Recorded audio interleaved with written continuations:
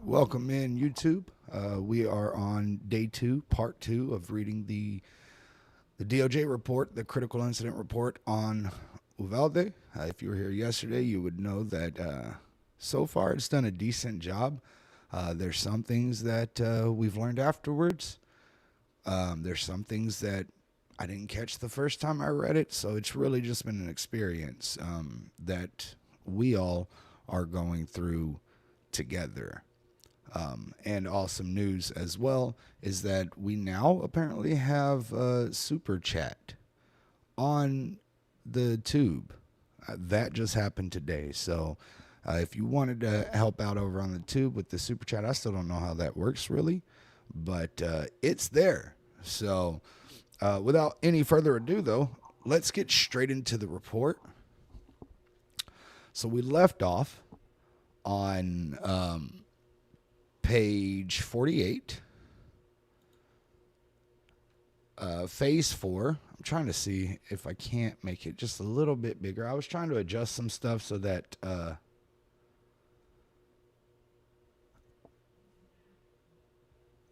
y'all can see it better. Let me know on both of them though.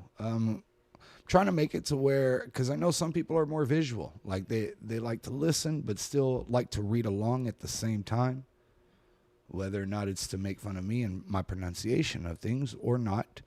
Can y'all see it?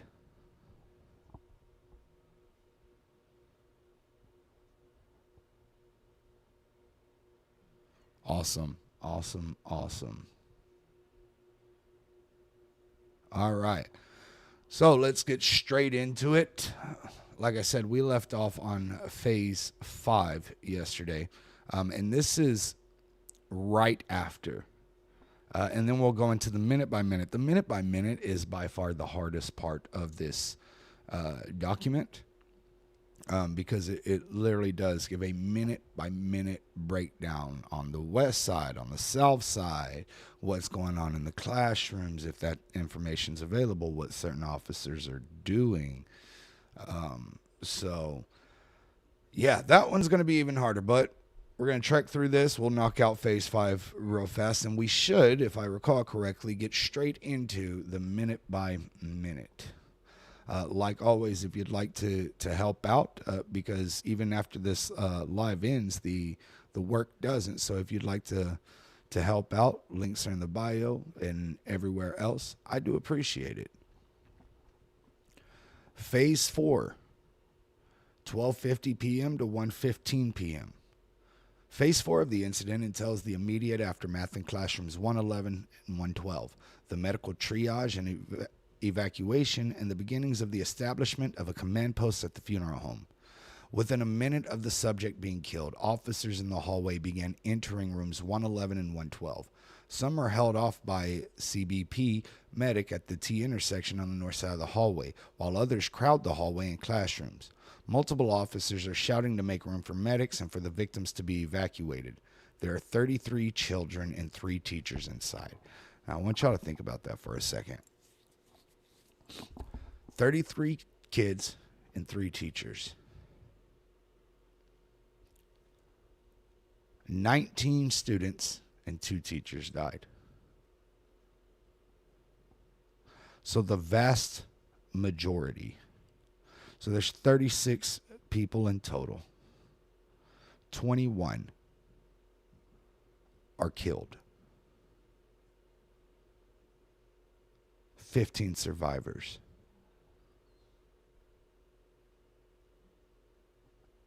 That's well over half. Well over half. One victim is carried out towards the south door. All others are either moved or escorted towards the north side of the hallway. Officers and medics carry out a total of 16 victims, many of whom are quickly determined to be deceased and brought to classrooms 131 and 132.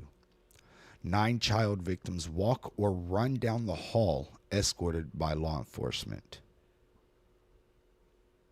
Y'all to sit with that for a second as well. 9 child victims walk or run down the hall escorted by law enforcement.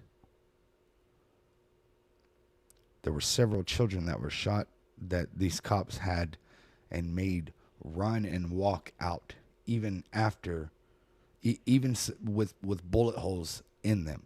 They were still forced to do that. So the failure doesn't just end with the 77 minutes. The failure continues well after that. 2 go down the northeast hallway, and 7 exit through the northwest door. Some of these children are injured, including at least 1 with a gunshot wound. As more officers continue to enter classrooms 111 and 112, a Texas DPS ranger states that everyone inside the room who is not a medic needs to clear out, and some officers begin exiting in response. By 12:53 p.m., just 3 minutes after the room was entered and the subject killed, Border Patrol medic declares all remaining victims in room 112 deceased. By 12:55, UCISD PD Chief Pete Arredondo asked for the rooms in the building to be cleared again, and soon after, at 1 p.m., he calls for all entrances to be blocked off. Now, this timing, I want y'all to pay attention to this as well, because that ended at 1 p.m. right here is what it said. I mean, the shooter was taken down at, 12:48, I believe. By 1 o'clock, Arredondo's asking the rooms to be cleared again. We weren't notified until 8 o'clock that night. So another 7 hours after this. Another 7 hours after this. Phase 5, 1:16 p.m. to 3:15 p.m. Phase 5 of the incident entails the beginning activities of the investigations, the establishment of investigative command at the scene, and the response to a secondary threat at UValde High School. After 2 p.m., the crime scene investigation is underway, although there is no official time of record. At some time around 1 p.m. and after consultation with the Texas Rangers, the Uvalde County District Attorney determines that the investigation should be conducted solely by the Rangers and not in conjunction with any of the other local agencies, including UCISD PD. The problem I have with that, right? The problem that I have with that is that the Rangers were there and didn't go in as well. The Rangers are a part of Texas DPS. DPS had 91 officers there. The DA told the people that failed to investigate themselves and other people that failed. It should have been determined quickly that the FBI should have been in charge of this investigation, not the people that were responsible for the failure as well. At 2:12 p.m., there are unconfirmed reports of a secondary threat at Uvalde High School, which turns out to be false. Multiple agencies respond to the high school as it is locked down. The Civic Center is also locked down as a protective measure at around 2:25 p.m. Officers are also stationed at all UCISD campuses at this time. At Uvalde High School, responding officers form a perimeter around the campus as parents begin to gather, many of whom are expressing concern and anger. By 3:15, schools begin to release kids upon realizing that the secondary threat has not surfaced. The documentable timeline of the incident and the immediate aftermath of this analysis concludes at 3:15. So, now we are about to go through the minute by minute, which is, fucking hard.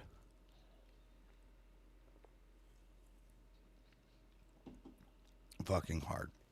But I did want to just touch on something that is set up here about the officers going to the other campuses.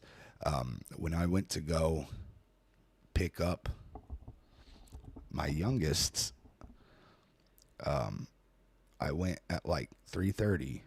And then I didn't get to pick them up until 5:30. That's how long it took with everybody lined up. They had showing IDs. They had a showing this. They had a showing that and everything. Which, if this is what they're doing because there are threats of school shootings, shouldn't that be done at all times? Like truly, right? That should be done at all times because the threat in America is always there. I don't like how we act reactively instead of proactively, Like, we talk about that all the time. The minute-by-minute timeline. The incident and response unfolded across various locations inside and outside of Robb Elementary campus. Each entry in the minute-by-minute timeline is coded with the location. Additionally, radio traffic and 911 communications are coded as locations. When these communications occur from a specific known location that is pertinent to the understanding their context, both pieces of information are provided. The CIR team identified 33 events within the incident response, representing key thematic activities that recurred over the course of the incident and response. For more information on the timeline, synchronization, locations, and events, please see Appendix B, the report methodology.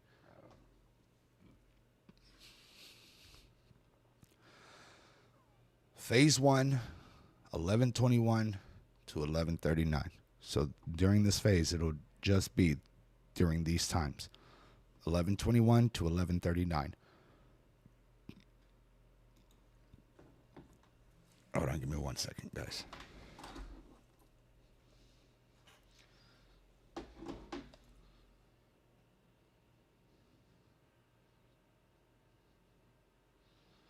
Just making sure that I have everything situated. I do apologize.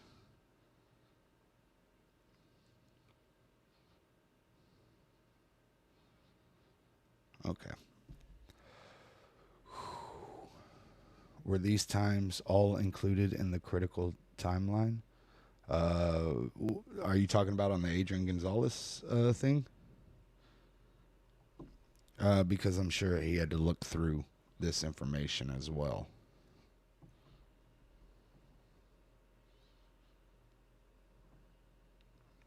Okay.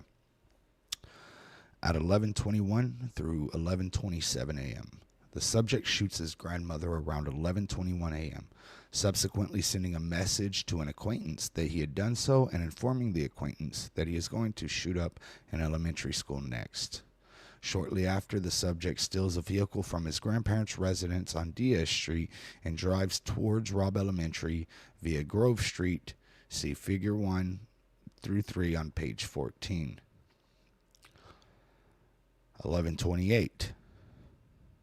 The subject arrives at Robb Elementary and crashes the vehicle he is driving into a ditch approximately 100 yards from Robb Elementary. Meanwhile, outside the school, UCISD Staff 1 witnesses the crash and runs inside to their classroom in the West Building to retrieve their cell phone, call 911, and report the crash. 11:29. Funeral home. 911 communications. Multiple funeral home employees also observed the crash. 2 employees walked towards the crash site to assist when the subject, having now exited the vehicle, appears with an AR-15 style rifle and fires multiple rounds at them. One of the funeral home employees calls 911 and is on the phone as shots are fired. They report that the subject is jumping the schoolyard. None of the funeral home employees are struck by gunfire. Robb Elementary, West Building, Northwest Entrance, the West Building exterior parking lot, and 911 comms. UCISD Staff 1, still on the phone with 911 and now back outside of the West Building, observes the gunfire and reports it to the 911 operator. Around the same time, the subject approaches Robb Elementary and enters school grounds by climbing over the fence on the west side of the campus. The West Building, North Side Hallway, Communications 911. And this is still at 11:29, guys. And let me address something real quick before we go any further. Because I have a jackass over here on TikTok that says, you're never going to stop talking about this. So let me address this. No, I will never stop talking about my son, his murder, the events that happened, and the failures that happened. I will talk about them until I am dead in the ground. You will have to bury me loud, literally, because I will be fighting and scratching and clawing until the very end to make sure that my son is remembered and that we do not fucking look at these situations as okay like you people do. See, there's a problem with this country. When you're going to come onto a parent's page who lost their child, who's just looking for accountability and further action to save your children, and tell them you're never going to stop talking about this. See, that's not a failure on my part. That is a failure on your part. And that is also a failure on your parents' part. Okay? Maybe if your parents had loved you a little bit more, they would have fought the same way as I am. And they probably would have hugged you more so that you didn't become a sad, sniveling, miserable little being that wants to come into places that have no bearing on what you have going on with your life. Now, if you'll excuse me, I am going to get back to this. Like I said, guys, this is still at 11:29 a.m. The time hasn't changed. So this communication, the staff, the communications there, and this next one are all at the same time. UCISD Staff 1 re-enters the West Building and notifies UCISD Staff 2 of a man with a gun outside. Still on the phone with 911, UCISD Staff 1 advises that the shooter is on campus and the kids are running. UCISD Staff 1 then yells to students down the hall towards the south entrance of the building to get in the classrooms, in effect initiating lockdown procedures in the West Building.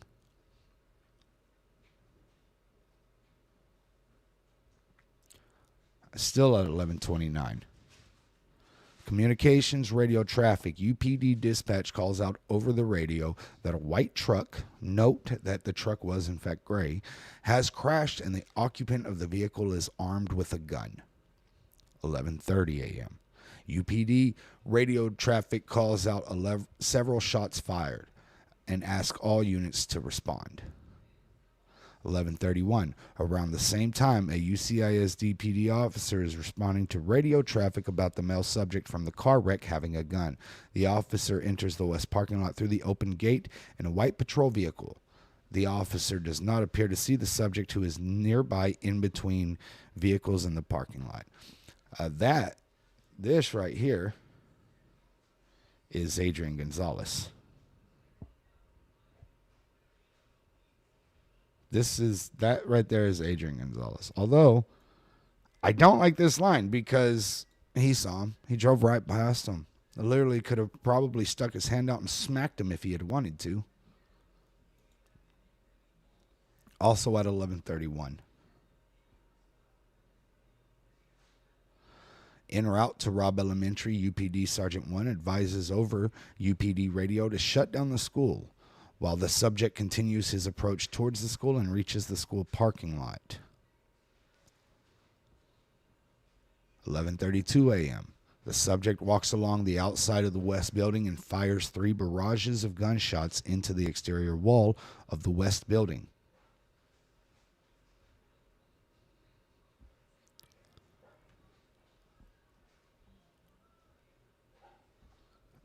Robb Perimeter, the first UPD patrol vehicle arrives at the intersection of Geraldine and Grove Streets. West Building North Side Hallway, UCISD Staff 1 and UCISD Staff 2 re-enter their classrooms 132 and 116 respectively. UCISD Staff 2 then goes back into the hallway and shouts for children and teachers to get into their classrooms. UCISD Staff 2 then returns to their room.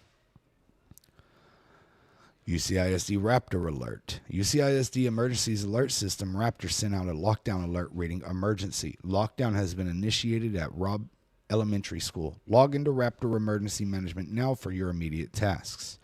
Multiple UCISD employees later report using their phones to initiate the alert.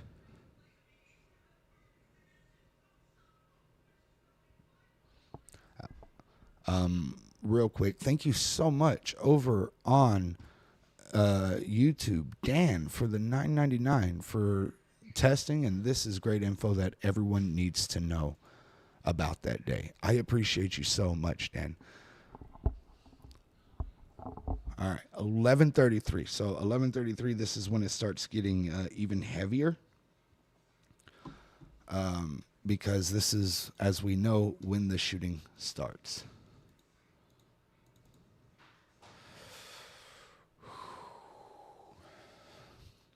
The subject reaches the northwest door of the west building and enters through a closed and unpropped but unlocked door, immediately making his way down the hallway towards rooms 111 and 112.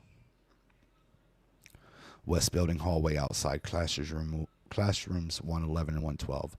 The subject begins shooting into a classroom 111 or 112, a barrage that lasts approximately 6 seconds. The subject walks into the vestibule while shooting and appears to try to access and may enter room 112. Approximately 10 seconds later, the subject steps back out into the hallway again, continuing to shoot, and then appears to enter room 111. The subject then accesses both rooms 111 and 112 through the connecting doors between them. West building north side hallway.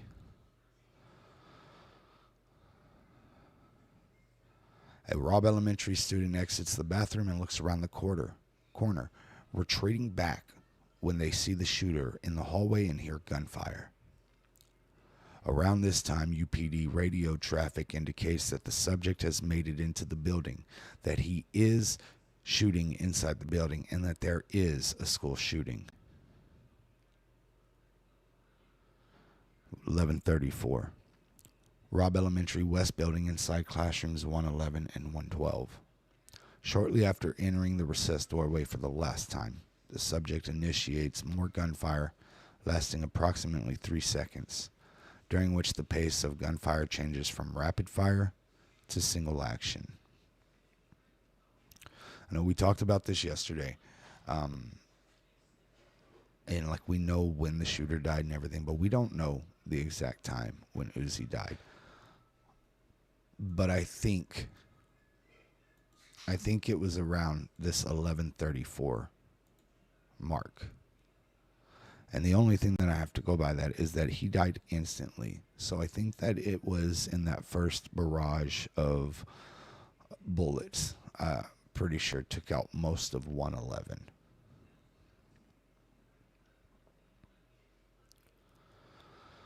Communications, UCISD Raptor alert. UCISD Flores Elementary enters lockdown. 11:35. West Building, inside classrooms 111 and 112. Inside the classrooms, the subject engages in another barrage of gunfire lasting approximately 19 seconds. West Building, northwest entrance. Responding officers approach and enter the doors of the northwest side of the hallway. 3 UPD officers, a UPD Lieutenant 1, UPD Sergeant 2, and UPD Detective 3, enter the building. UPD Lieutenant 1 and UPD Sergeant 2 immediately advance down the hallway towards classrooms 111 and 112. Seconds later, through the northwest entry, 4 more officers arrive and enter the building from the west door. They are UPD Acting Chief Mariano Pargas, UPD Detective 1, UPD Officer 1, and UCISD PD Officer 1. West Building South Entrance.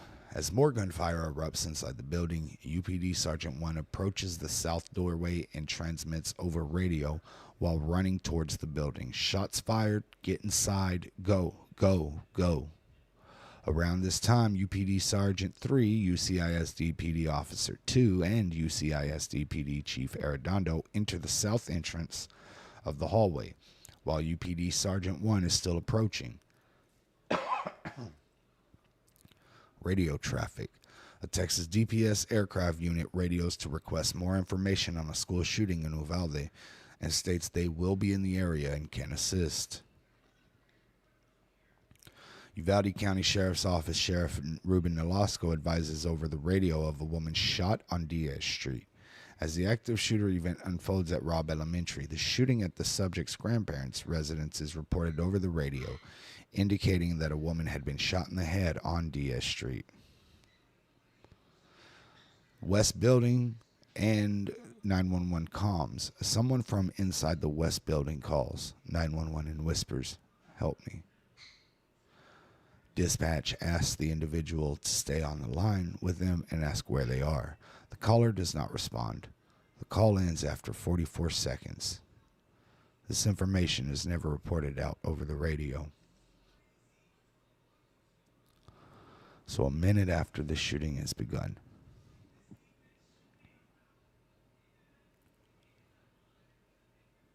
a kid calls and says, "Whispers, help me."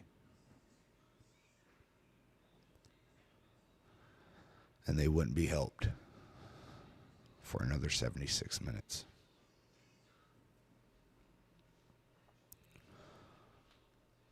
At 11:36 a.m., at the grandparents' residence, a sheriff officer deputy 1 arrives on scene at Diaz Street, and Nolasco is already on scene.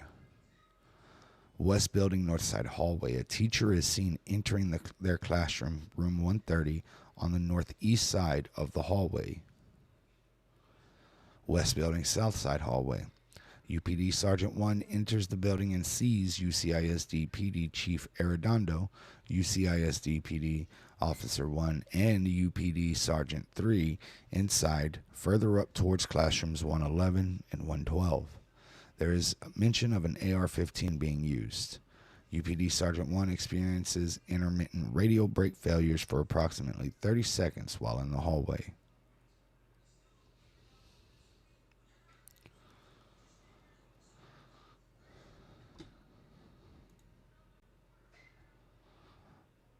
West Building, outside classrooms 111 and 112. Lieutenant 1, Sergeant 2, and Sergeant 3 are outside of the doorway.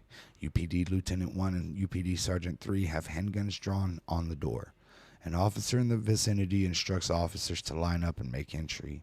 Another officer is overheard saying that they cannot see inside. The subject initiates a barrage of gunfire inside the classroom.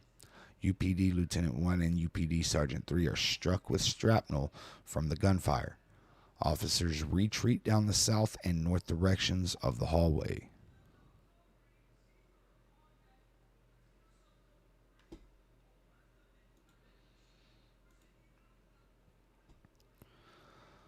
West Building, inside classrooms 111 and 112. The subject fires more rounds from inside classrooms 111 and 112, including a barrage of 11 shots fired over the course of approximately 53 seconds. 911 communications. A teacher calls stating she is in the closet in the 4th grade building, i.e. the West Building. Radio traffic comms. Texas DPS Lieutenant 1 communicates with Texas DPS Communications, confirming that the location of the shooting and requesting that communications dispatch troopers in the vicinity to Robb Elementary. Dispatch broadcasts that there is a teacher in a closet and that someone is banging on the door where they are hiding.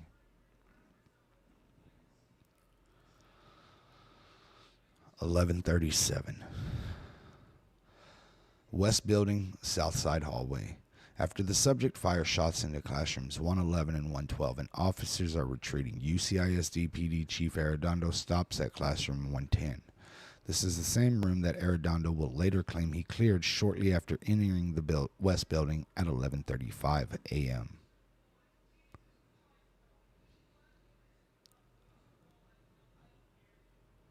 West Building South entrance.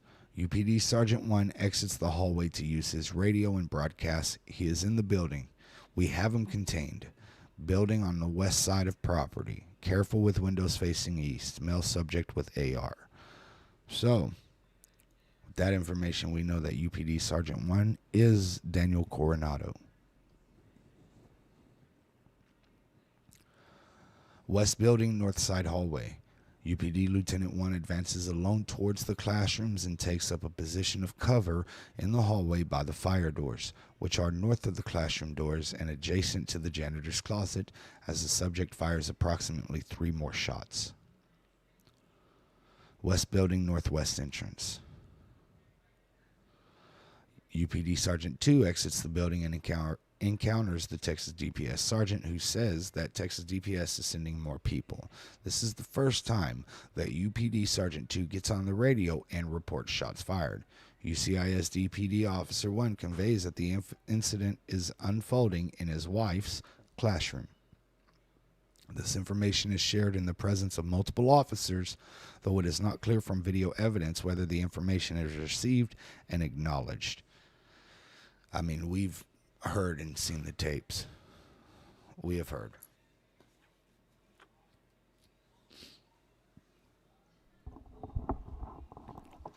UPD Sergeant 2 repeats several times that they have got to get in there, while just outside and inside the door at the northwest end of the hallway.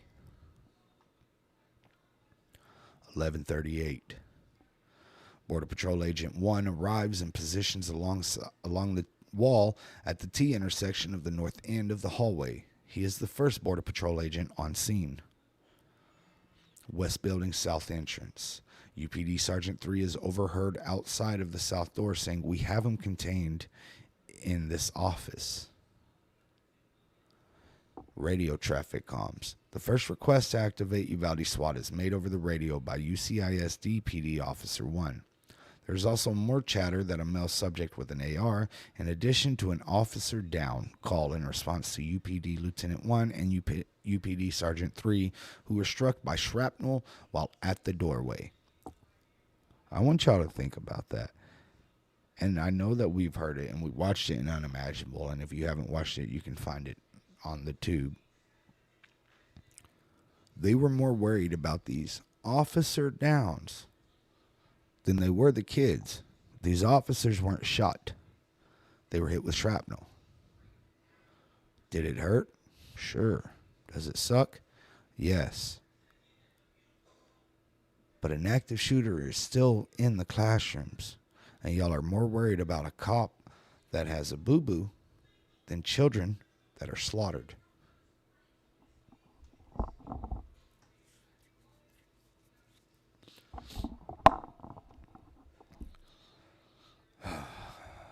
At the grandparents' residence, this is still at 11:38. Deputy 2 arrives at Diaz Street residence and runs to the back of the home where he links up with Sheriff Nolasco, Deputy 3, and Deputy 1. Deputies request emergency medical services. When asked, the grandmother identifies her assailant as her grandson and tells Uvalde County Sheriff's Office personnel on the scene his name. So we knew his name.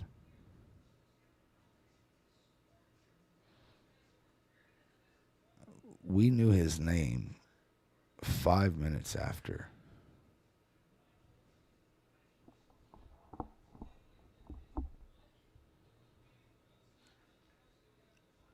"11:39 a.m. Sergeant 1 radios to request any available units to respond and to bring shields at the West Building South entrance.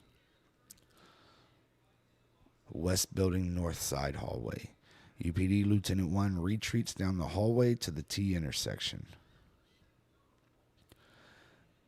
West Building Northwest entrance. Sergeant 2 is outside of the building and on the phone with a member of the USMS task force, of which they are a part, explaining shots fired at the school. Guy's inside the classroom right now. He's in the classroom actively shooting and asking for assistance, saying, "The more help, the better." Radio traffic. UPD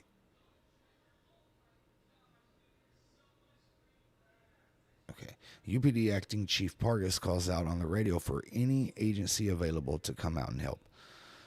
Another request is made for air operations over the radio, but the requester is not identified. EMS are requested and dispatched to the grandparents' residence. The problem that I see here is that Pargas calls out on the radio for any agency available. They had so many officers there, they didn't need anybody else. They just needed those that were there to do their fucking job.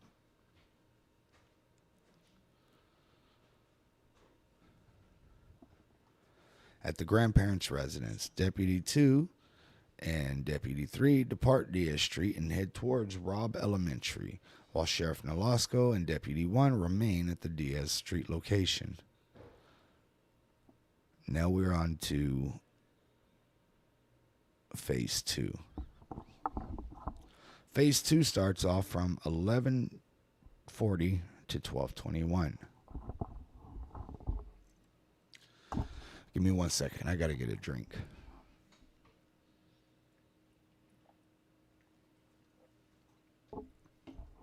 Do I believe that the principal has any responsibility in this at all? Absolutely. That principal was made well aware that that door did not lock correctly, so was the maintenance. They failed to do their job as well.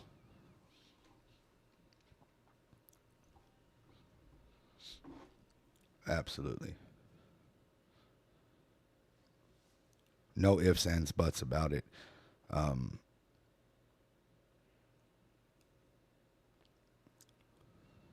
We have never heard from her. Yeah. So what happened with her, and we'll shortly get back into this. But what had happened with her is that they shut down Rob, so she lost her job. But what they did is they moved her to a different position.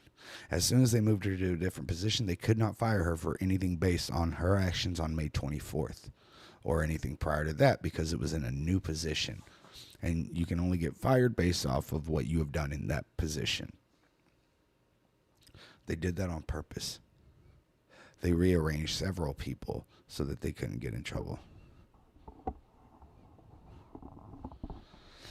Yeah, that's UValde for you. I've called for her removal for years, but UValde doesn't give a shit. So it is what it is. I ain't got to worry about her dumbass anymore. All right. Phase 2 comprises the time period following the officer's initial approach through a series of 4 shots fired at 12:21.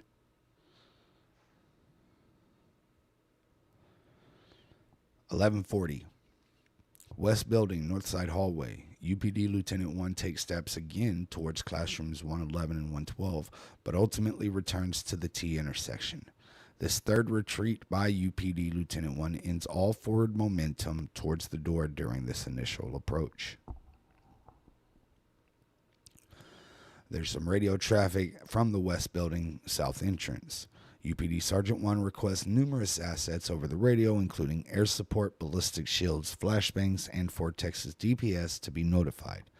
They also provide an update on the situation, communicating that a male subject is inside the school still shooting, contained and barricaded in what UPD Sergeant 1 currently believes to be an office.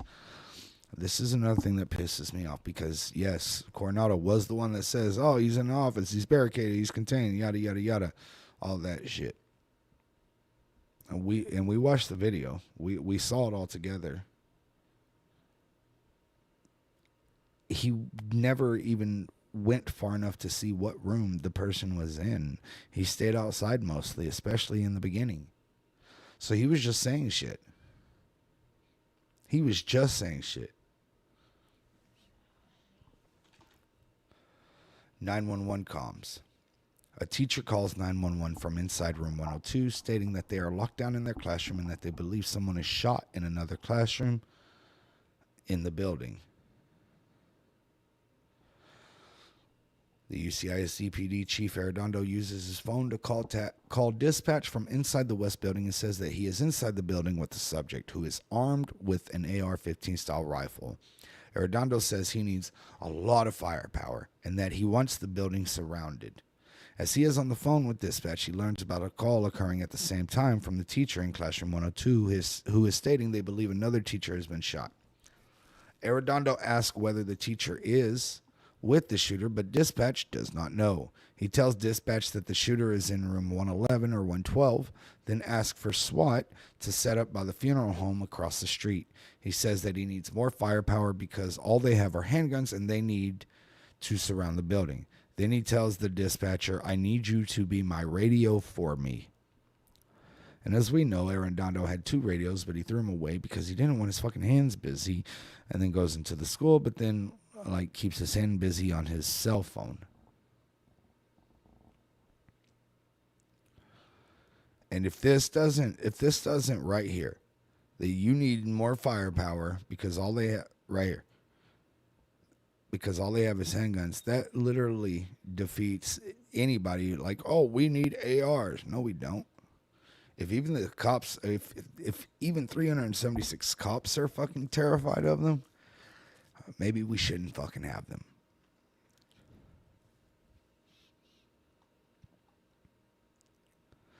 11:41 a.m., the West Building, Northwest entrance. UPD Sergeant 2 calls out on the radio that the subject is in Adult Victims 1's classroom and says to check if class is in session. Because, yes, on a Tuesday at 11:41 in the morning,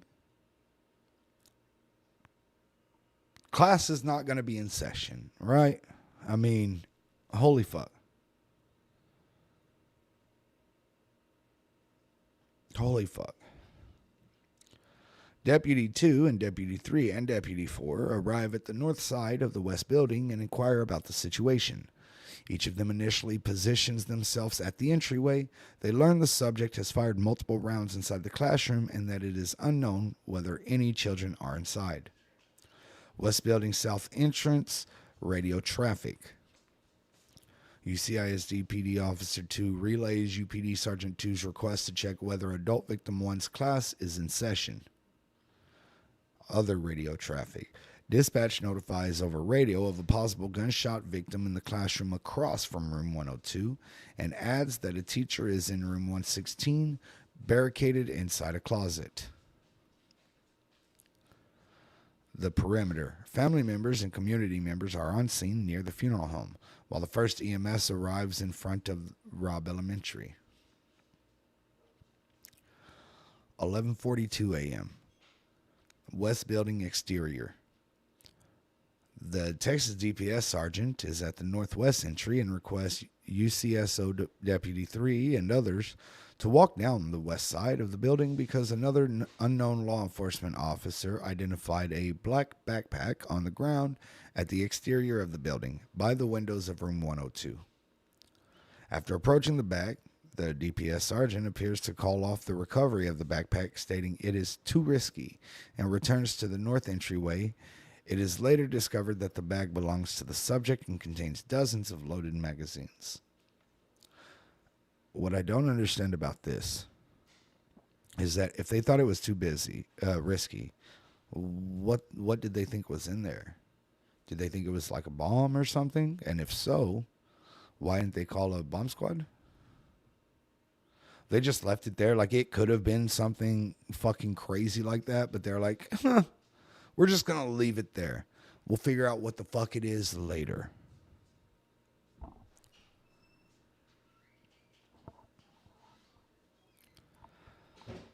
West Building, South entrance, radio traffic communications. Dispatch confirms that, yes, the class should be in session right now. Upon learning of the status of classrooms 111 and 112, UCISD PD Officer 2 relays over the radio that the class is in session. This information is transmitted and picked up on Leo radios on both sides of the hallway. UValde Dispatch advises over the radio that Arredondo has stated he got the shooter in room 111 or 112. He's going to be armed with a rifle. UValde Dispatch also states Chief Arredondo is requesting SWAT by the funeral home south of the building. This transmission is picked up on Leo radios on both sides of the hallway. On the perimeter, more parents and family members arrive on the scene near the funeral home.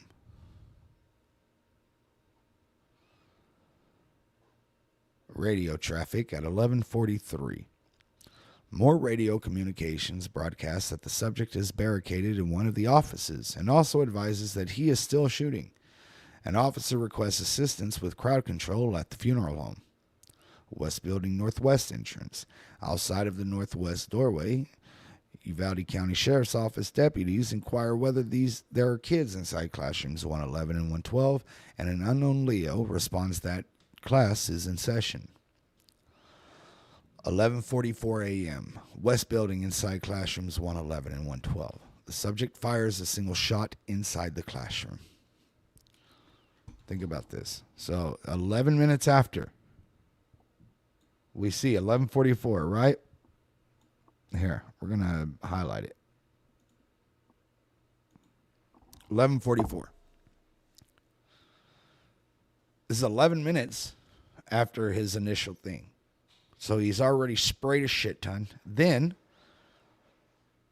stop. The cops then are like, oh, hey, he's barricaded. And then at 11:44, which is, like I said, 11 minutes, he fires again. So even if it had turned into a barricaded situation, which it hadn't, that shot at 11:44 should have reignited it into an active shooter threat, in which case they rushed the fuck in. But they didn't. They sat out there for another 66 minutes.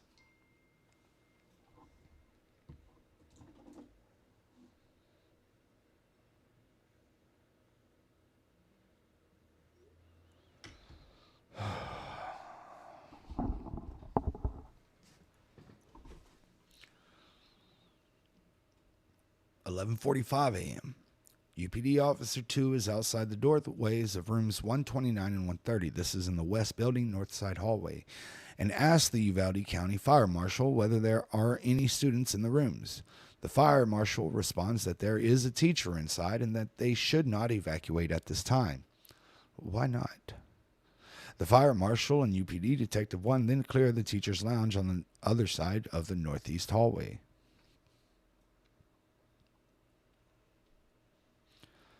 West Building Northwest entrance. As UCSO deputies and other unknown Leos discuss the situation, Deputy 3 asks whether the subject is in a classroom and how the room is configured. An unknown Leo responds, yeah, with kids. So it's still very evident very early on that there are kids in the classroom, and they still haven't done anything. We're not even 15 minutes out. Radio traffic. Texas DPS dispatch advises all Valverde County units and Texas DPS Criminal Investigations Division to respond to the scene of the Robb Elementary School shooting as quickly as possible. 11:46 in the West Building T intersection. There are 12 Leos that are at or near the T intersection deliberating tactics. Some officers note the crossfire with the other side of the hallway. Uvalde County Precinct 1 Constable Johnny Fields asks whether a window is present for them to do negotiations through, and another officer says they need a bullhorn. UPD officers identify UPD Officer 3, not among the officer present at the time, as a negotiator. An officer in the hallway also states that more shields are needed. So they're asking for a window to do negotiations and a bullhorn. They would rather talk it out than go in there and save kids.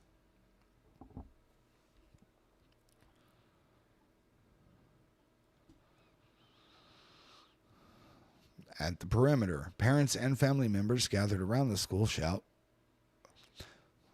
I was reading that too fast. At the perimeter, parents and family members gathered around the school shout at Leos on the other side of the fence on the north side of the building. Some say that their kids are in the building. One person says either you go in or I'm going in. At 11:47, dispatch states that Border Patrol is sending all units to respond. UCISD Raptor alert that says that the UCISD Uvalde High School enters lockdown. At 11:48, West Building T intersection. Multiple Leos are at the T intersection. Constable Field asks whether the UPD has a team that they can stack in a shield. UPD Officer 2 responds that they have one shield. The radio traffic. UPD Sergeant 1 requests UPD Communications to contact all UCISD schools and have them locked down. Communications confirm it will contact schools to lock down. UPD Sergeant 1 also communicates over the radio that multiple agencies are on the scene and that they are trying to secure the outer perimeter because families are arriving on scene. At 11:49, West Building T intersection. UPD Lieutenant 1 states that they got to get in there, and Constable Field replies that there is no active shooting, stand by. Someone can be hurt, but stand by. This was 4 minutes, right? 11:49. Let's remember this as well. Just to make sure we know, let's scroll back up just a little bit to our last one. 11:44. 11:44, the subject fires a single shot inside the classroom.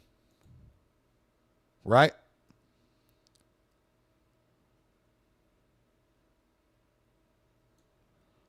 11:49, a lieutenant states that they got to get in there, and Johnny Fields replies that there is no active shooting. Stand by. Someone can be hurt, but stand by.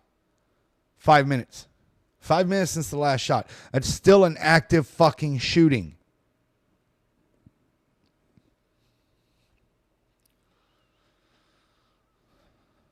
Other officers in the hallway reaffirmed the decision to wait. One officer states that they are waiting for shields. Constable Field points out that they have one shield right there with them.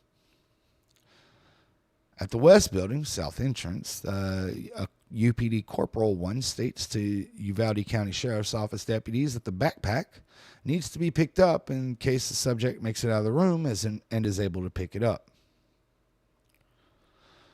On the radio traffic, a UPD officer en route states that they have shields but cannot get through traffic. Unknown officer states that they are coming up with a game plan. At 11:50, the West Building south entrance, and with radio traffic, an unknown officer inaccurately states that UCISD PD Chief Arredondo is in rooms 111 and 112 with this subject. This is repeated by UCISD PD Officer 2 over the radio. UPD Sergeant 1 and UPD Corporal 1 open the south door, and an unknown Leo says to get out of the hallway because they believe BORTAC is there and will be stacking up to make entry. No members of BORTAC are on the scene at this time.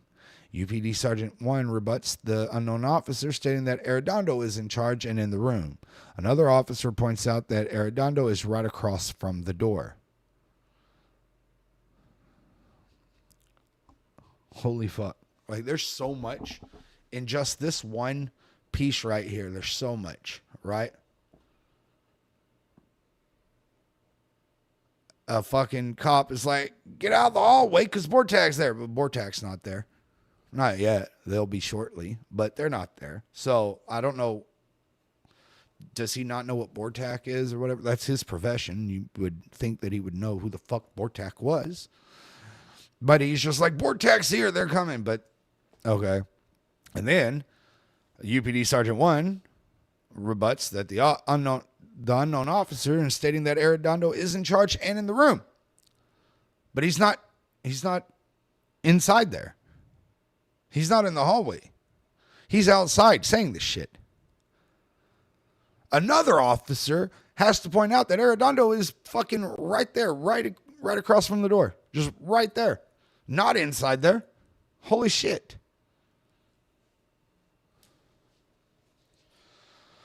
Oh, shit. This is giving me a fucking headache, guys.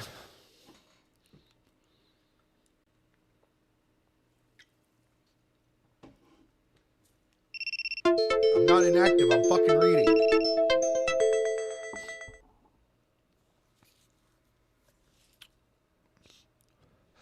West Building, North Side Hallway. Upon hearing radio communication about 401, which is Arredondo's radio code, is in the room with the shooter. Officers on the north side of the hallway point out that he is not with the shooter and is on the other side of the hallway. The Raptor alert says that UCISD Batesville Elementary enters lockdown. At 11:51 a.m. on the West Building, northwest entrance, 3 Border Patrol agents arrive on scene and enter the West Building through the northwest doorway. Constable Field says, we need a stack with that shield. Radio traffic says an officer on scene requests assistance from a unit that can manage the crowd growing on the school perimeter, which is relayed by dispatch over radio to a UPD officer arriving on scene.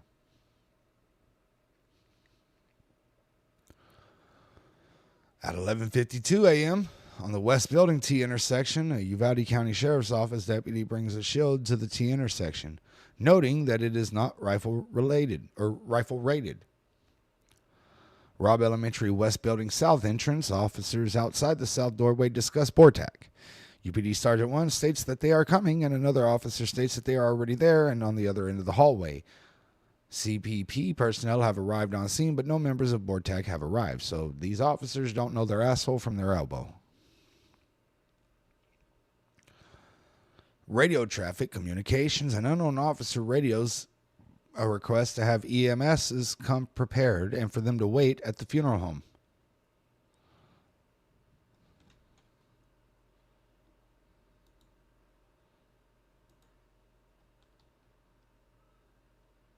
Give me 1 second, guys.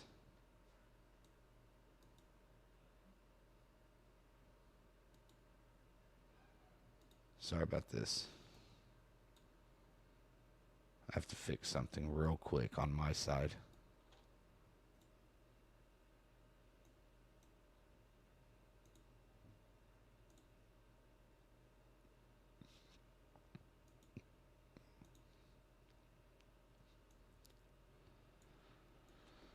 All right, sorry about that. At 11:53, West Building, T intersection. Constable Field is on the phone with Pete Arredondo. Officers on the north side of the hallway appear to be waiting for instruction from the outcome of the phone call. Some officers inquire about the status of the negotiator. UPD Sergeant 1 asks for confirmation from the UPD Sergeant 3 that Arredondo has made contact with the subject. UPD Sergeant 3 denies this and says no one has made contact with the subject. UCISD Raptor Alert says that UCISD Morales Junior High School goes into secure status. At 11:54 a.m., on the West Building, Northeast Hallway, officers clear classrooms 126 and 127, which are not occupied. And on the Robb Elementary perimeter, EMS have arrived on scene near the funeral home. At this point, we're at 11:55. It has been 22 minutes. 22 minutes. We have another 55 left.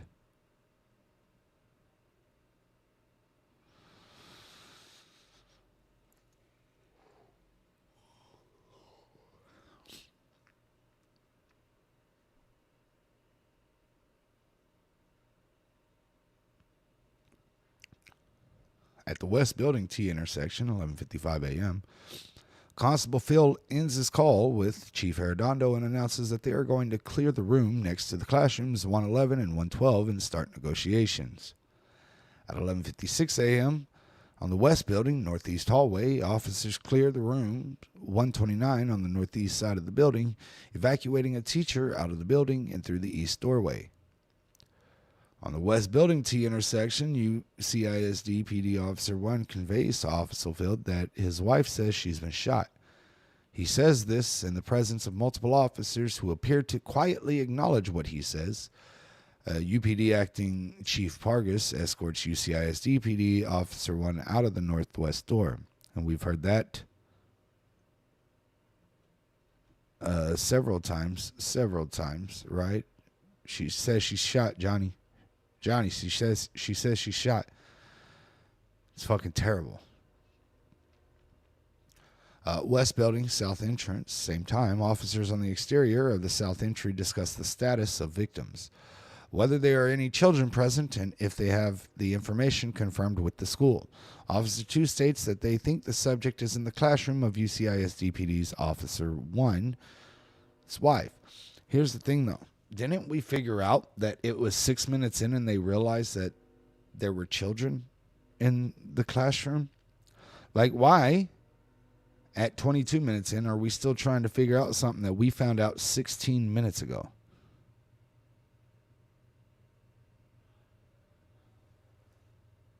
You know what I'm saying? Like, what?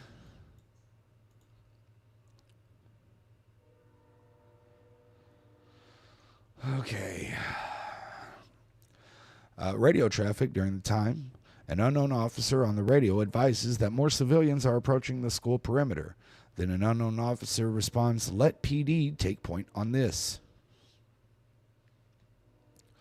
11:57 a.m. West Building North Side hallway. Officers clear and evacuate the boys and girls restroom. The boys' room is occupied by one child who is evacuated through the northeast door. There is continued discussion about making entry, and UPD Officer 2 responds that they are waiting for a negotiator and shields. Another officer in the hallway asks who is in charge, and Officer 2 from the UPD indicates it is UCISD PD's Chief Pete Arredondo. The West Building, South Side hallway, The sheriff's office deputy 2 enters room 102 and observes children inside. He instructs the children to exit out the window and alerts other officers in the hallway. At 11:58 a.m., West Building, North Side hallway. Officers clear room 131 and 132 through an adjoining door. UCISD staff 1 is evacuated from room 132 via the northwest entrance, and no one is present in room 131. There is more discussion among officers on the north side of the hallway. A Texas DPS special agent inquires whether children are inside the classroom with the subject, and an officer responds that they do not know. He says that if there are kids in there, then you go in. Except we knew 6 minutes in, according to this report, that somebody knew. West Building, West Exterior, the officers evacuate students and a teacher from room 102 through the window, out to the west side of the building and towards the funeral home. The radio traffic says dispatch notifies over radio that BORTAC is en route at 11:59 a.m. West Building, South Side hallway. Chief Arredondo is in the hallway and attempts to establish contact with the subject, who remains inside rooms 111 and 112. There is no audible response from inside the classrooms. The West Building, Northwest entrance. Officers evacuate UCISD staff 2 from room 116 and out the Northwest entrance. In the East Corridor, an officer repeats the misinformation that Arredondo is in the room with the subject. The West Building, West Exterior, Texas DPS Texas Ranger 1 is on scene at the west parking lot towards the south end of the building and receiving information from UPD Sergeant 3 about the location of the subject. UCISD's Raptor alert goes off and says that UCISD Dual Language Academy goes into secure status.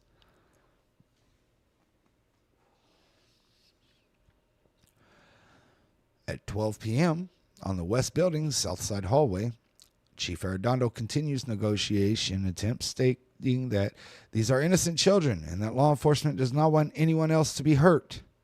At the funeral home, the first large group of evacuated children arrives at the funeral home along with the teacher. 3 more groups arrive shortly after. Dispatch advises that air operations is en route and almost on scene. Officers request positive ID on the subject. The UCISD Raptor alert says that UCISD Crossroads Academy goes into secure status.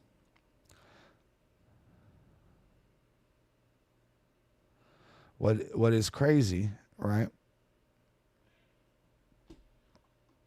is that this response took so long that it literally started in the morning and went into the afternoon.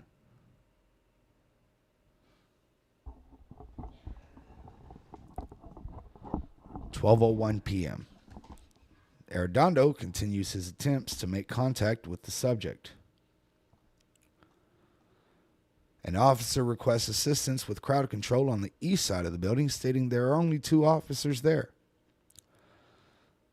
The UCISD Dalton Early Childhood Center goes into a secure status. 12:02 p.m. Radio traffic. Dispatch provides over radio the name and approximate age of the subject and advises that a witness saw him approaching the school with a rifle and 2 backpacks. At the West Building, West Exterior, officers evacuate children from the window of room 103 out onto the west side of the building and towards the funeral home. On the West Building, the Texas DPS helicopter arrives on scene. At the West Building Northwest entrance, the Texas DPS sergeant is outside of the Northwest entrance as children are being evacuated from room 103 and comments that the subject shot kids. And let me see something real quick.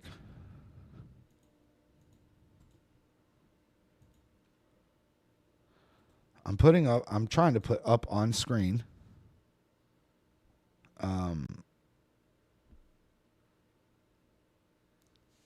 Let me see here. Okay. I want to show y'all this real quick though, so that like we can have an understanding. When we're talking about this completely is the West Building. When they're talking about the West Building, this is the West Building, right? And so that is the west entrance up there, and the south entrance is down here. Right there is the T intersection between rooms 131, 116, and the boys' restroom. That is the T intersection that they're talking about. So Arredondo is down here. That is where Adrian's outside on the bottom. I forget, y'all can't see where my mouse is. So Arredondo is by room 109, right? And there's some officers over there, including Adrian and Daniel Coronado and everything. Up on the T intersection, that's where you have Mendoza and you have Johnny Fields and all of them. So just trying to show, as these are coming in, because we keep saying like West Building, West Exterior, or Northeast Side, or, you know, everything like that. This is the layout of it.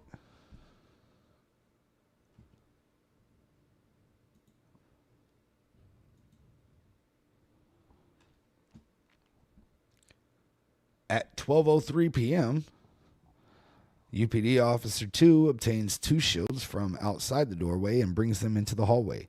There are now a total of 3 shields at the T intersection of the hallway. The West Building, West Exterior. After helping evacuate children from multiple classrooms, UPD Sergeant 1 says there has to be kids everywhere. You fucking think you're at a school in the middle of the day on a Tuesday, and now fucking 36 minutes after fucking shooting started, now you're saying there has to be kids fucking everywhere. Really? Holy fuck.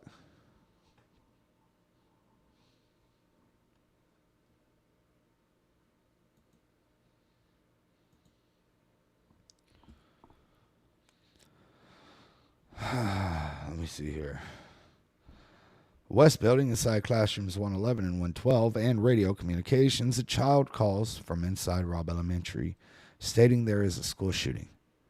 The call lasts less than 1 minute.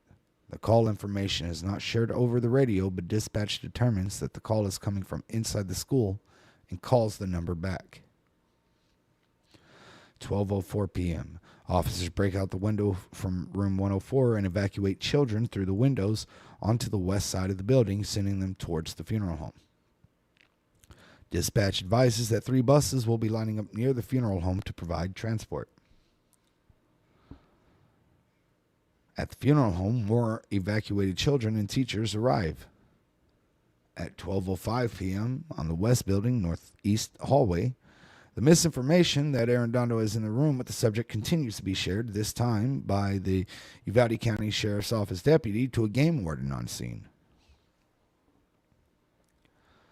At 12:06 p.m., an officer requests information about the location of the command post. The response back is that officers are having trouble establishing a command post and that they need officers to keep parents and family members at bay, and they are trying to push their way into the funeral home.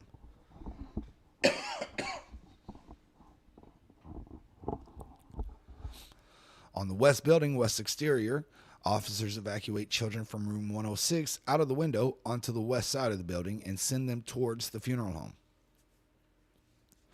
At the funeral home, more evacuated children and teachers arrive. Radio traffic indicates that a Texas Ranger 1 requests DPS to send all troopers available to assist with crowd control. An officer inquires over radio whether there is a location set up for reunification but does not receive a response.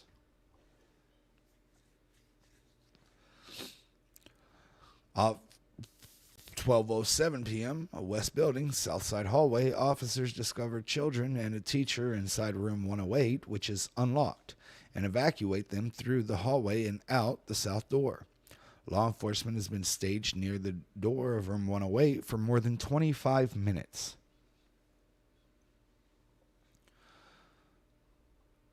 The West Building, West Exterior, officers break out the windows of room 105, evacuate children onto the west side of the building, then send them towards the funeral home. An officer advises over the radio that a large number of parents and family members are heading towards the northwest corner of the school, and some are armed. On the perimeter, Uvalde County Sheriff's Office deputy and Sheriff Ruben Nolasco speak with a person who says they are a family member of the subject. The person is very distressed and says that their child, who attends Robb Elementary, is in the building. At 12:08 p.m., Robb Elementary, West Building, Southside Hallway, UCISD PD Chief Pete Arredondo asks UPD Sergeant 3 to find a master key from one of school officials. Arredondo is seeking the key to access room 109, which is locked and has children and a teacher inside. This is the first documented request for a master key.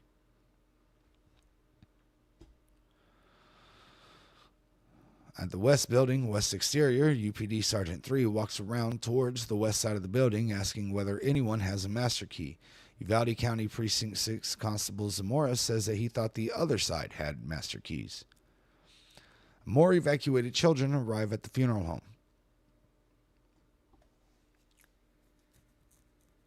At 12:09 p.m., the West Building, Southside Hallway, Arredondo tells Constable Zamora to have helicopter switch locations as it is too loud. Zamora goes outside and asks the law enforcement officers if you can have the copter redirect. It's too loud for communication. Once again, we're still trying to communicate instead of going in there and eradicating the problem. Arredondo tells UPD Sergeant 1 that they're waiting for a master key and that room 109 needs to be cleared and vacated before they do any kind of breaching. He says, time is on our side right now. I know we got kids in there, but we got to save the lives of the other ones.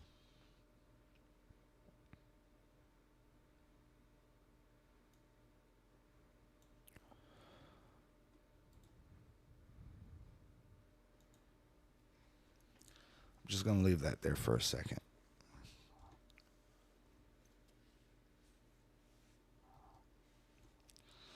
Well, I would have if I had the... Give me 1 second.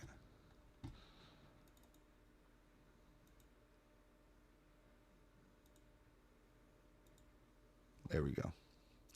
I want y'all to just look and just see, just feel. This happened at 12:09. 42 minutes after the first shots were fired. Arredondo says, time is on our side right now. I know we got kids in there, but we got to save the lives of the other ones.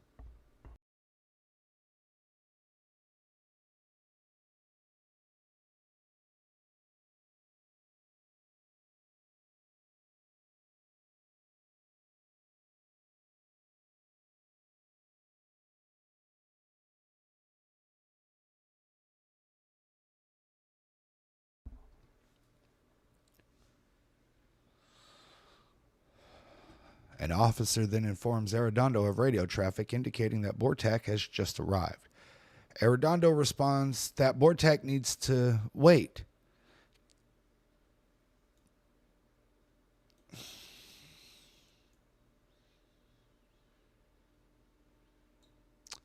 Tell them to calm the fuck down for a minute. So not only is he saying that our kids don't matter when people... I haven't even said anything and aren't going to go in for another fucking 30 minutes. But he tells them to calm the fuck down for a minute.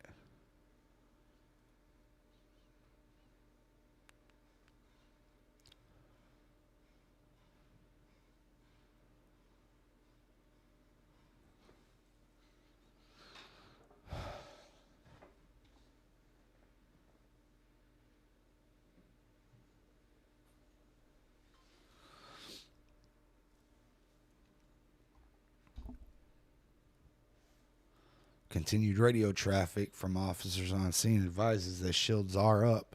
Multiple agencies are on scene and Bortak has arrived. There's also a request for the helicopter to move because it is hard for officers to hear inside and outside the building.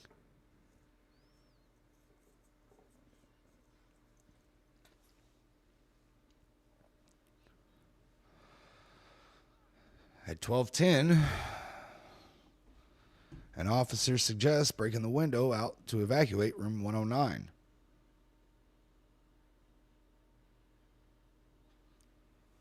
Instead of waiting for the master key, Arredondo declines, indicating that he does not want to create any noise that may cause the subject to shoot in that direction as they are evacuating. Chief Arredondo then calls Constable Field, talking about the need to get a master key and to verify that the hallway is vacated. UPD Corporal 1 continues attempting to communicate with the subject. Officers at the West Building T intersection discuss Bortak's arrival being 30 minutes away, and officers ask if they are going to push or if they want to hold. It is not clear which officer is asking and to whom, and there is no audible response captured in any body-worn camera footage. On the West Building Northwest entrance, officers are outside the northwest doorway. One officer addressing Acting Chief Pargas from the UPD asks if they are just waiting for Bortak. UPD Officer 3 walks over and says that Bortak is on the way and he needs an officer in charge to make decisions. Chief Pargas refers to Texas Ranger 1, stating that the Rangers have a team coming out.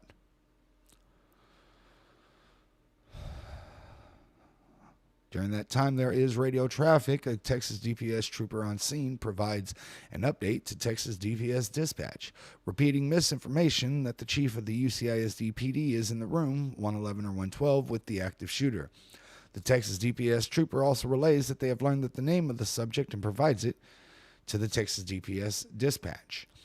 911 communications in the West Building from inside classrooms 111 and 112.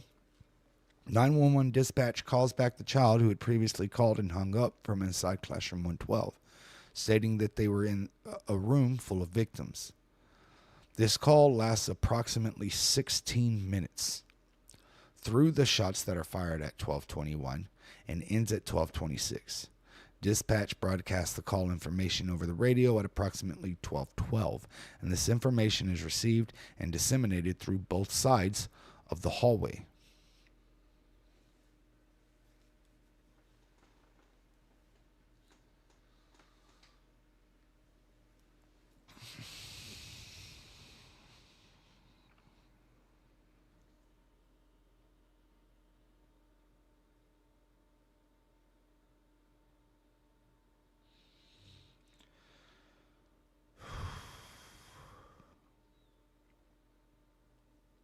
"16 minutes, guys.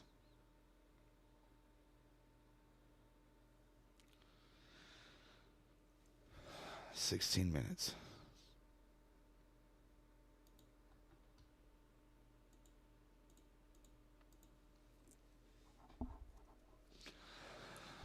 And both sides of the hallway knew about it.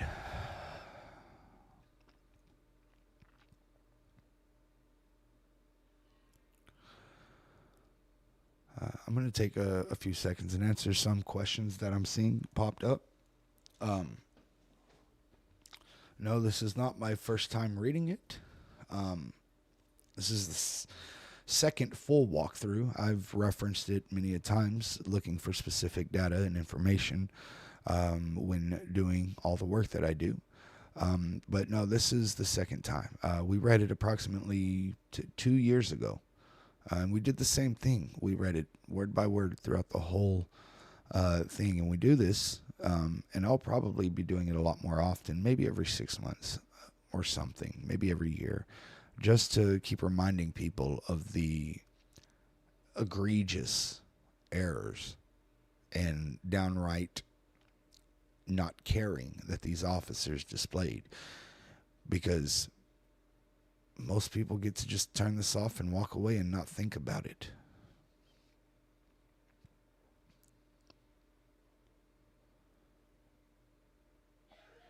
How can you support besides donating? Just being here, paying attention, listening, learning, and then fighting for your own kids. Is this the investigation that resulted in only 2 officers being tried? This is one of 4 investigations. So we've already went through the Texas one, or the state of Texas one. This is the DOJ reports. This is federal.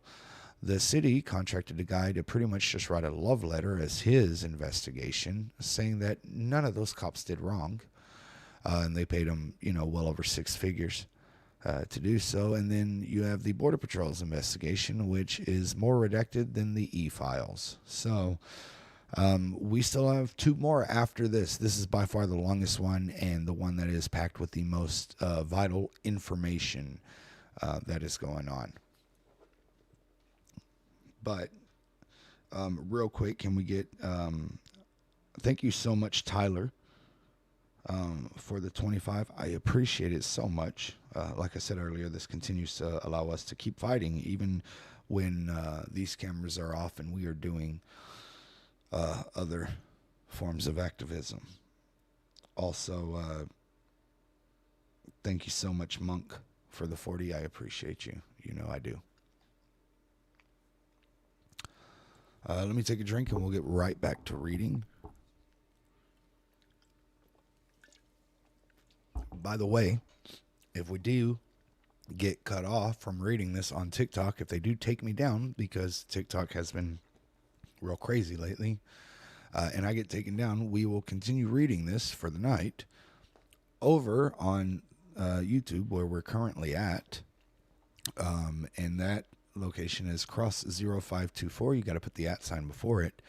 And if you missed any part of it, if you missed earlier today, if you missed yesterday's, you can always go back and rewatch them. After this one is done, I will be putting them in a playlist so that you can do that. If you missed any of the Adrian Gonzalez trial, those are in a playlist as well. Let me see.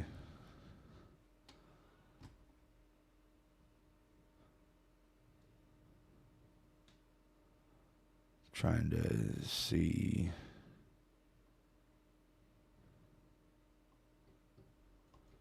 All right.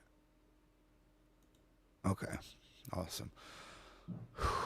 All right. So this is 12:11 p.m. We have went through approximately, let's see, 40 minutes at this point. Or 37. 47.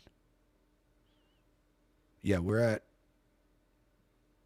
47 minutes right now. They haven't done shit. We still have another 30 minutes to go. Now, this is obviously taking longer than 30 minutes, but this is how long that these kids have waited. In fact, as long as we've been on for an hour and 27 minutes. So literally, we have been on only 10 minutes longer than those children waited in that classroom. That is how long this has been. This is how long that they had to experience that.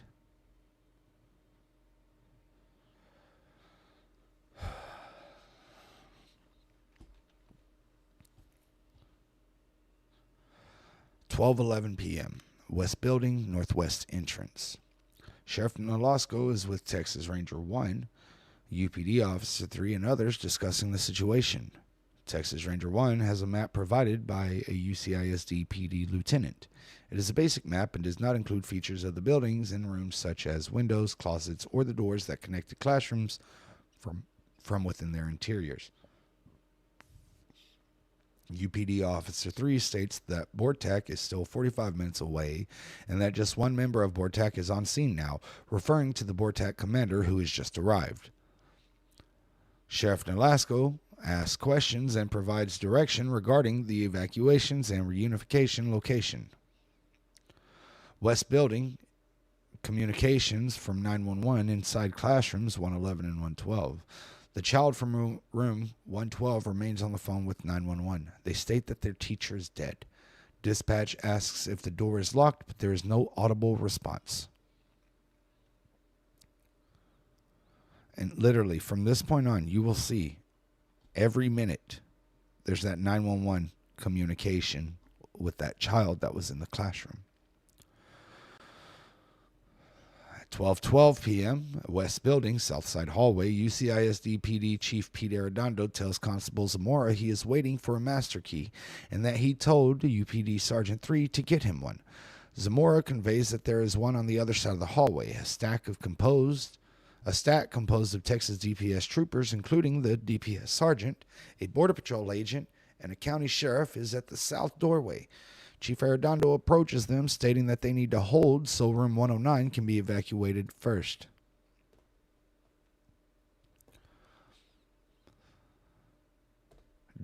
Radio traffic dispatch advises over radio that a child called and is in a room full of victims. This communication is transmitted on both sides of the hallway and the exteriors of the building. So at 12:12, on both sides of the hallway and the exterior, dispatch tells everybody that there's a children in the classroom full of victims. West Building inside classrooms 111 and 112, 911. The child from 112 remains on the phone with 911. Dispatch advises the child that they will tell them when it is okay to open the door.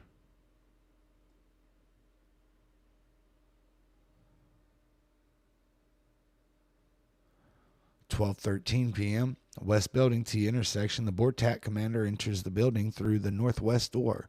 They approach the T intersection, begin receiving information from officers on scene, and learn that there are victims inside rooms 111 and 112. Around the same time, UPD Officer 4 carries in a crate of what they believe to be flashbangs, but learns shortly after they're stinger grenades, which disperse small rubber pellets to disorient and temporarily incapacitate individuals in a specific area. The BORTAC commander asks about gas, and UPD Officer 4 replies that gas is coming. So not only are these guys cowards and chicken shit and afraid to go in and everything, but they're also too ignorant to understand the difference between their own fucking technology, their own weapons. Like, how stupid do you have to be? Guys, bring the gas. Oh, you're bringing little balls? I mean, we know that they showed up there with little balls or no balls, right? But, like, holy fuck.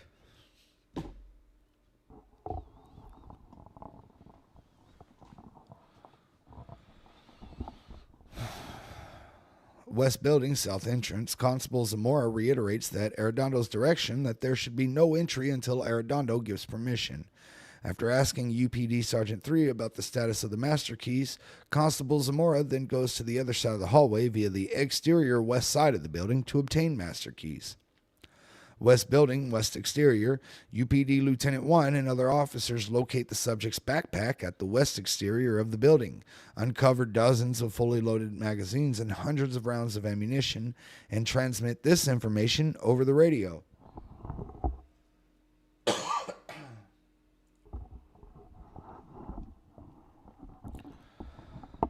West Building, inside classrooms 111 and 112. The child from 112 remains on the phone with 911. The child asks the 911 dispatcher to send help for their teacher, whom they say is still alive but shot.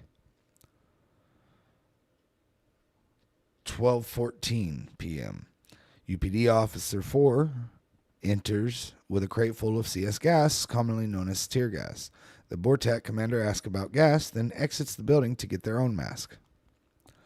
West Building, Northwest Entrance. Constable Zamora, having come from the other side of the building to find a master key, obtains a set of keys from UPD Detective 2.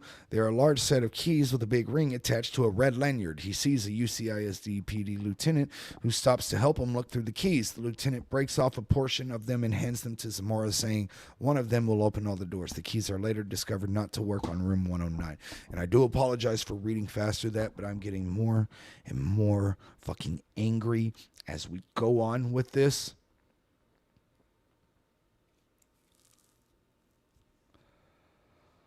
Oh.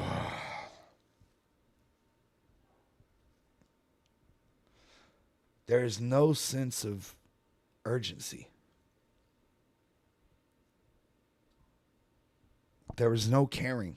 They know that children are in there. They know that they're dead in there. They know that there are people dying in there. They know that there are kids shot in there. They know that there are people in there overall, and they just don't.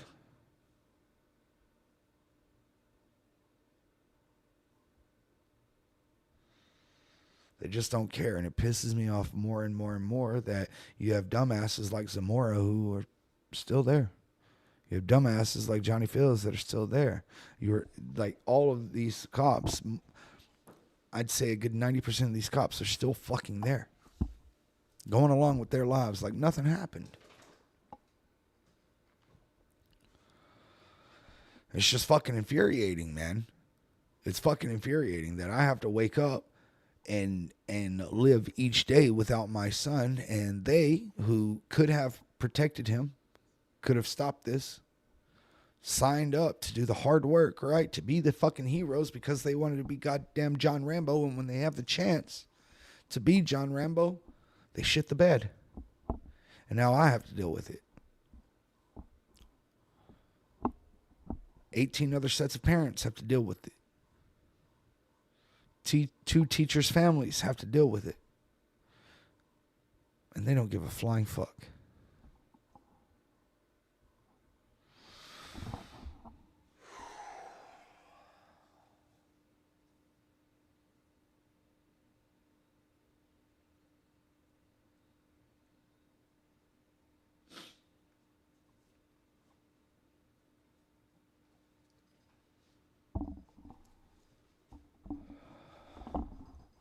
What time is it? 12:14. We still have 7 more minutes to go before this ends, I think. I'm ready to be done reading right now, but we're going to get through this. We'll get done with this section for today.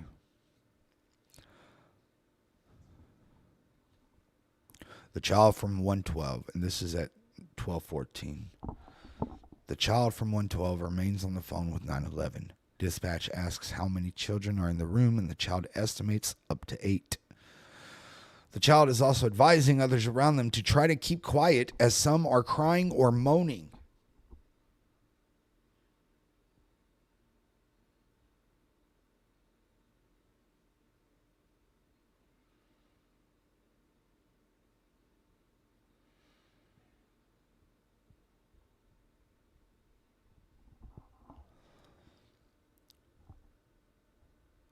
The child is also advising others around them to try and keep quiet as some are crying or moaning.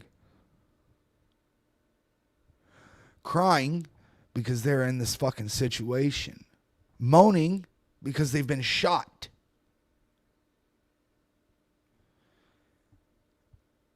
And a 10-year-old, 11-year-old, 9-year-old possibly, is trying to tell their friends who just, 1, witnessed their teacher and classmates be shot, 2, experienced shots themselves, to keep quiet.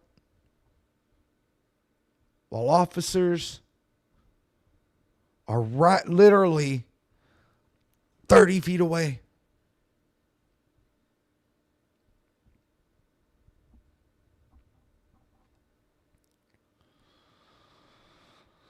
Oh, fuck.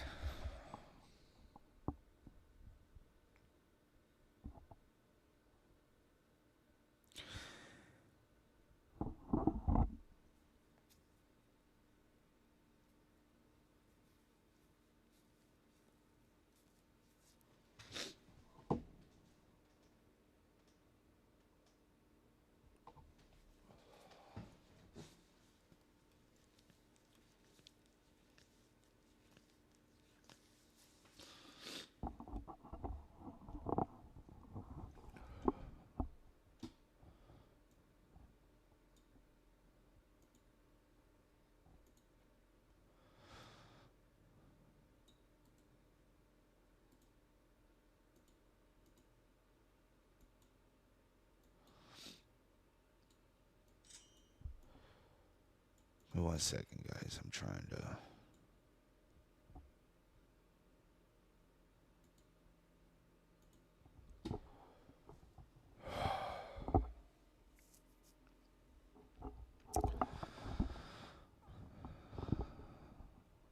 That happened at 12:14. At 12:15, radio traffic. Dispatch advises that there is one teacher who is still alive with wounds in the classroom with 8 or 9 children.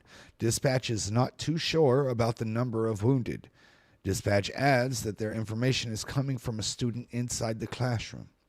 There's also communication over radio between two officers indicating that buses are on scene. Parents should go to the rear of the funeral home, and UCISD needs to be there to release the kids. Inside classrooms 111 and 112, the child from 112 remains on the phone with 911.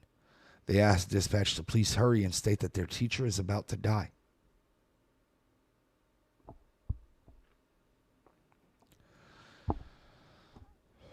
At 12:16, the west building, northwest entrance, radio traffic. Outside the northwest entrance, an officer stresses to acting Chief Pargas that the room is full of victims. Chief Pargas grabs the radio and walked away to make a phone call to dispatch. Acting Chief Pargas asked dispatch if there are enough EMS on standby, then ask about the call from the child. So remember, when I fucking confronted the motherfucker at the county commissioner's building, when I said that he knew that there were 8 to 9 kids still the fuck alive and he walked the fuck away, what happened to him? Not a goddamn thing. What happened to me? I get arrested because I'm calling out their fucking bullshit.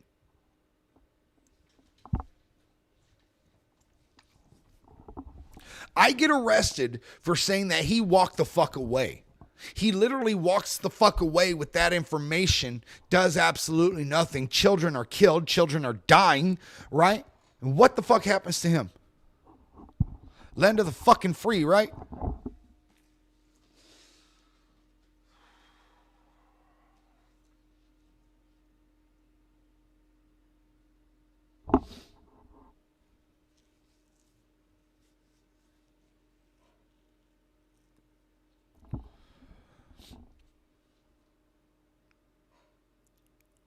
Also at 12:16, the T intersection, the BORTAC commander returns to the hallway. They're on the phone with Texas DPS sergeant stating that these guys are about to make entry on this side. It's 12:16. They don't make entry for another fucking 30 minutes, 32 minutes to be exact. But they're about to make entry. The BORTAC commander then continues to receive information from officers on scene. The discussion revolves around who is in the room with the subject and whether there is active killing happening. The answers are affirmative regarding the presence of a teacher and children in the room with the subject. However, there is no specific reference to the injured teacher or any injured children inside the room.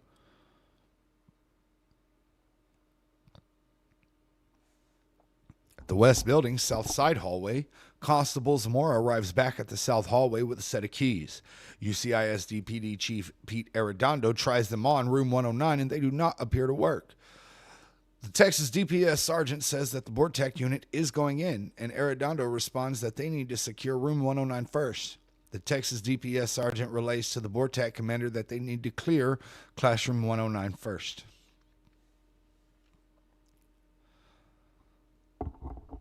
The child from 112 remains on the phone with 911. The child asks if they should open the door. And someone inside the room with them responds no. The dispatcher asks the child to stay quiet, and the child responds that their teacher will not stay quiet. The child offered to open the door for police.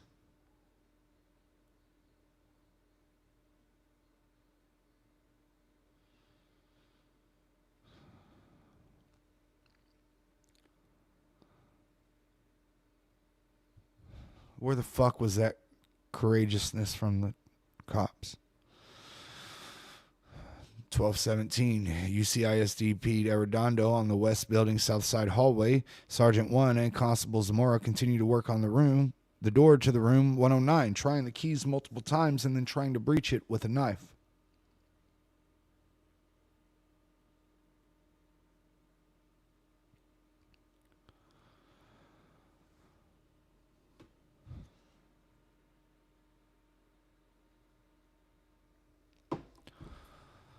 The west building, northwest entrance.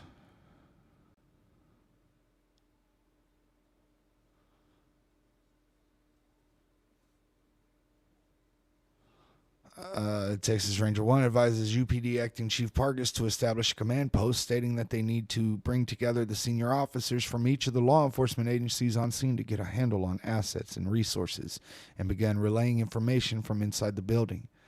Acting Chief Pargas assigned UPD Lieutenant 2 to establish a command post. An officer requests over radio for an opening to be made on Perez Street to make way for school buses that are being used to transport.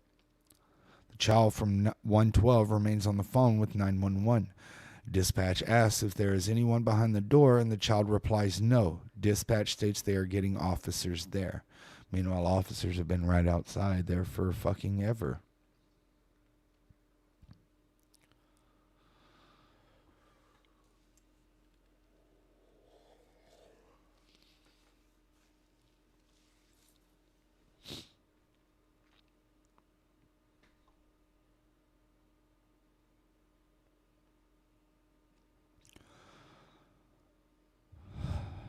(12:18) West Building, Northwest Entrance. An emergency medical technician from Borstar approaches the northwest door and asks about the location of room 112 where victims are.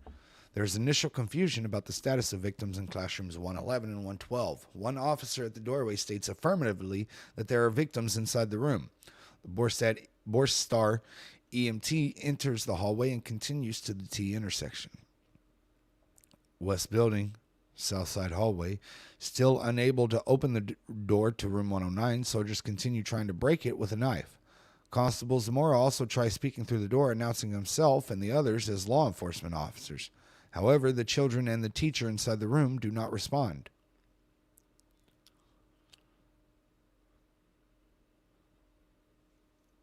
West Building, inside classrooms 111 and 112. The child from 112 remains on the phone with 911.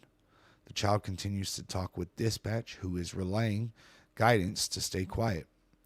Someone else inside the classroom is heard in the background stating that they need to come in immediately. 12:19, West Building T intersection. The BORTAC commander is on the phone while simultaneously asking officers in the hallway about the status of the doors to classrooms 111 and 112. UPD Sergeant 2 responds that they do not know if the door is locked. The BORTAC commander seems to hear that the door is locked, and they say on the phone they're saying the door is locked. UPD Sergeant 2 repeats that they do not know the status of the door. It is not clear from this exchange whether the BORTAC commander receives the correct information. An officer asks for a set of keys, master keys, and informs them that the keys already went to the other side of the building. Constable Zamora on the West Building, South Side hallway, asks another officer, either over the phone or in the hallway, to have the UCISD PD lieutenant bring the whole set of keys because the ones they previously obtained are not working. UCISD PD Chief Pete Arredondo calls Constable Field and reiterates that there is a classroom full of children that he needs to evacuate. Constable Field says that there is an entry room on the north side of the hallway, and Chief Arredondo explains that he also has a team on his side. Radio traffic indicates UPD Acting Chief Pargas requests UPD Lieutenant 2 to start setting up a command post. UPD Lieutenant 2 reports back affirmatively. An unknown officer makes a request for assistance at the funeral home where parents and family members are converging and children are being evacuated. Another officer states that they have 4 buses behind the funeral home, and a third officer advises them not to release any children to parents without accounting for the children. At the same time, the child from 112 remains on the phone with 911. Another child gets on the phone. Dispatch asks their names, but their response is inaudible. Dispatch continues to state that officers are there and that the child should not open the door until dispatch tells them to.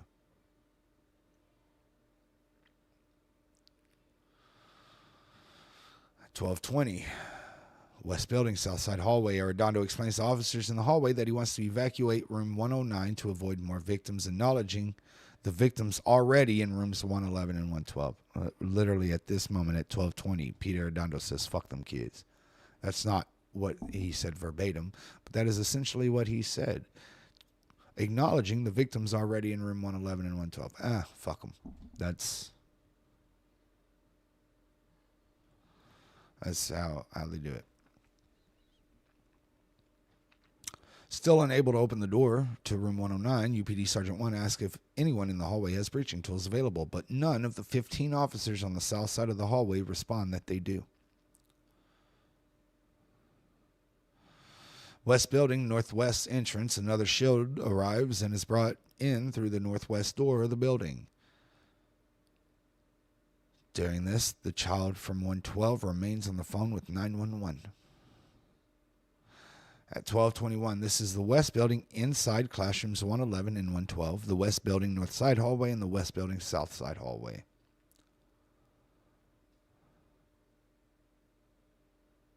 The subject fires 4 shots inside the classroom. Officers on both sides of the hallway quickly take cover. Officers on the north side of the hallway advance towards the classroom door, stopping short of the doorway, near the janitor's closet adjacent to the classrooms. On the south side of the hallway, Constable Zamora is heard saying he's communicating, following by UCISD PD Chief Arredondo shouting, "Can you hear me, sir? Can you hear me, sir?" During that time, the child from 112 remains on the phone with 911. They state he's shooting. The dispatcher reiterates that the child should make sure everyone stays quiet.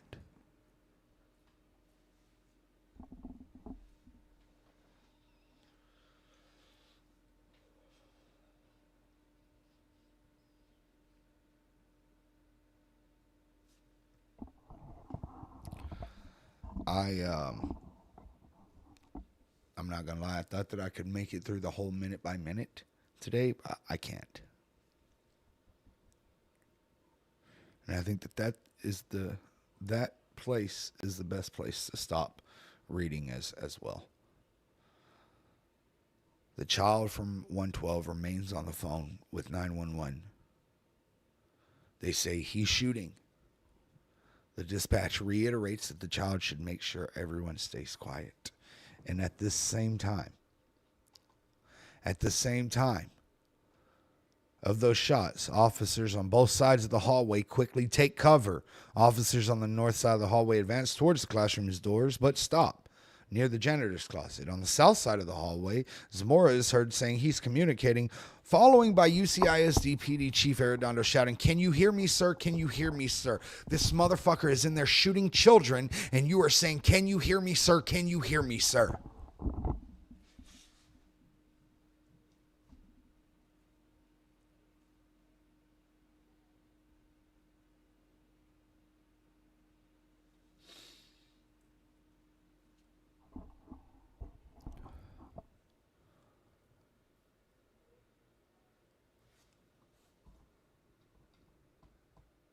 And doing this never gets any easier.